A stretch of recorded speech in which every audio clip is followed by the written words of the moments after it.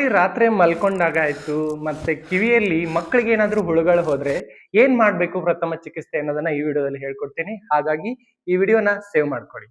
ನೋಡಿ, ಮಕ್ಕಳಿಗೆ ಏನಾದ್ರೂ ಕಿವಿಯಲ್ಲಿ ಹುಳುಗಳು ಹೋದ್ರೆ ನೀವು ಹೆದರ್ಬೇಡಿ, ಕಾಮ್ ಆಗಿರ್ರಿ. ಇಮಿಡಿಯೇಟ್ ಆಗಿ ಏನ್ ಮಾಡ್ಬೇಕು ಅನ್ನೋದು ಬಹಳ ಮುಖ್ಯ. ನೋಡಿ, ಮಗುವಿಗೆ ಏನಾದ್ರೂ ಕಿವಿಯಲ್ಲಿ ಹುಳುಗಳು ಹೋದಾಗ ನೀವೇನಾದ್ರೂ ಇಯರ್ ಬಡ್ ಹಾಕಿ ತೆಗೆದು ಏನಾದ್ರೂ ಶಾರ್ಪ್ ಇನ್ಸ್ಟ್ರೂಮೆಂಟ್ ಹಾಕೋದು ಏನಾದ್ರೂ ಹಾಕಿ ಅದನ್ನ ತೆಗೆಯಲು ಟ್ರೈ ಮಾಡಬೇಡಿ.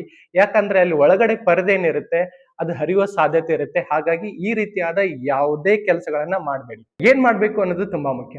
ನೋಡಿ, ಏನಾದ್ರೂ ಇದು ಆಯಿಲ್ ಇರುತ್ತಲ್ಲ, ಸ್ಪೆಷಲಿ ಕೋಕೋನಟ್ ಆಯಿಲ್ ಆಯ್ತು, ಮತ್ತೆ ಕ್ಲೀನ್ ಆಗಿರುವ ನೀರೇನಿರುತ್ತೆ, ನೀರನ್ನ ಏನ್ ಮಾಡ್ಬೇಕಂದ್ರೆ ಮಗುವಿನ ಈ ತರ ಹೆಡ್ ಅನ್ನ ಟರ್ನ್ ಮಾಡಿ ಈ ತರ ಕಿವಿನ ಜಗ್ಗಿ 3-4 ಹನಿ ಮಾತ್ರ ಆಯಿಲ್ ಅಥವಾ ನೀರನ್ನ ಹಾಕ್ಬೇಕು. ಹಾಕಿದ್ಮೇಲೆ ಏನ್ ಮಾಡ್ಬೇಕು, ಈ ರೀತಿ ಟರ್ನ್ ಮಾಡ್ಬೇಕು. ಕಿವಿಯಲ್ಲಿ ಹುಳ ಹೋದ್ರೆ ಏನಾದ್ರೆ ಹೋದ್ರೆ ಅದು ನೀರು ಮತ್ತೆ ಆಯಿಲ್ ಹಾಕೋದ್ರಿಂದ ಅದು ಸತ್ ಹೋಗುತ್ತೆ. ಸತ್ ಹೋಗಿ ಹೊರಗಡೆ ಬಂದಿದೆನಾ ಅಂತ ನೋಡಿ. ಹೊರಗಡೆ ಬರ್ಲಿಲ್ಲ, ಇಮಿಡಿಯೇಟ್ ಆಗಿ ENT ಡಾಕ್ಟರ್ ಹತ್ರ ಹೋಗಿ ಅದಕ್ಕೆ ಚಿಕಿತ್ಸೆ ಪಡೆದುಕೊಳ್ಬೇಕು. ಈ ವಿಡಿಯೋನ ಎಲ್ಲ ನಿಮ್ ಫ್ರೆಂಡ್ಸ್ ಅಂಡ್ ಫ್ಯಾಮಿಲಿ ಮೆಂಬರ್ಗೆ ಶೇರ್ ಮಾಡೋದನ್ನ ಮರಿಬೇಡಿ. ಇದೇ ರೀತಿ ಆರೋಗ್ಯದ ಕಂಟೆಂಟ್ಗಾಗಿ ನಮ್ಮ ಪೇಜ್ ಅನ್ನ ಫಾಲೋ ಮಾಡಿ.